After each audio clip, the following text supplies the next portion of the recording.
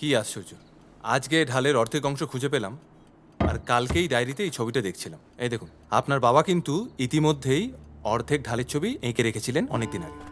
তার মানে আমার বাবা অলরেডি এই ঢালের সন্ধান পেয়েছিলেন? তাই তো মনে হয়। আর আমাদের যাবতীয় সমাধানের সূত্র লুকিয়ে আছে এই ঢালে। মানে এটাই আমাদের প্রথম চাবি, বাহ, কুরুক্ষেত্রে সমাধান। ইনক্রেডিবল। তা ভাইপো, কুরুক্ষেত্রের যুদ্ধে পাণ্ডব আর কৌরব মিলিয়ে ঠিক কত সৈন্য ছিল বলে তোর ধারণা? কত হবে? লাখখানেক? বোঝ। পাণ্ডবদের 7 অক্ষয়িনী আর কৌরবদের 11 অক্ষয়িনী। দেখি, হ্যাঁ, এটা সঙ্গে রাখো, ব্যবহার করতে হতে পারে। না, একবার অক্ষৌহিনীর হিসাবটা সহজ করে দিই। আয়। ভাইপো, পুরো ডিটেলটা মন দিয়ে লক্ষ্য কর। এই হলো অক্ষৌহিনীর সম্পূর্ণ হিসেব। আমাদের ধাঁধা বলছে প্রথম চাবি 3টি যোদ্ধা, রণসাজে 1 পত্তি। এর মানে কি দাঁড়ায়?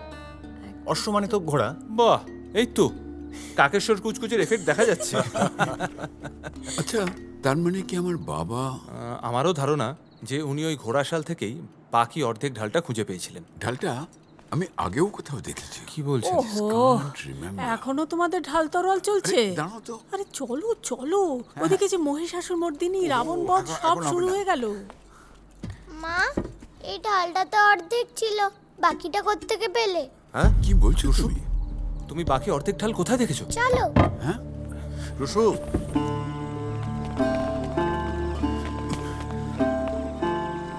এই যে। এই তো। তাই ভাবি এই ঢালটা এত চেনা চেনা কেন লাগছিল। বাবা স্টাডিতে অনেক বছর আগে দেখেছিলাম, তো এটা এখানে এলো কি করে? আমি তো ভেবেছিলাম জঞ্জাল, তাই আঁচ দেবার কাজে লাগিয়েছি। একেবারে আঁচে দিয়ে দাওনি, এটাই রক্ষে।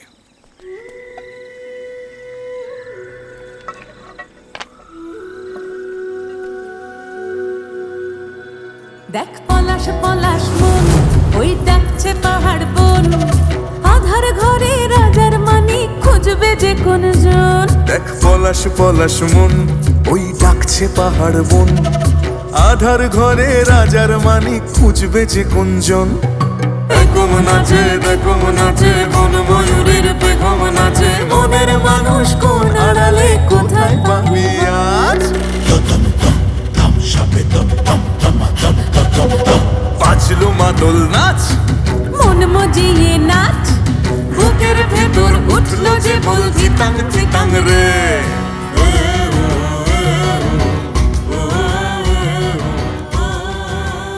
সোনাদা, চারিদিকে চাঁদের আলো, মাদলের আওয়াজ, কেমন যেন গায়ে কাঁটা দিচ্ছে, বুঝলে? আচ্ছা, তাহলে এরকমই হয় বলছিস?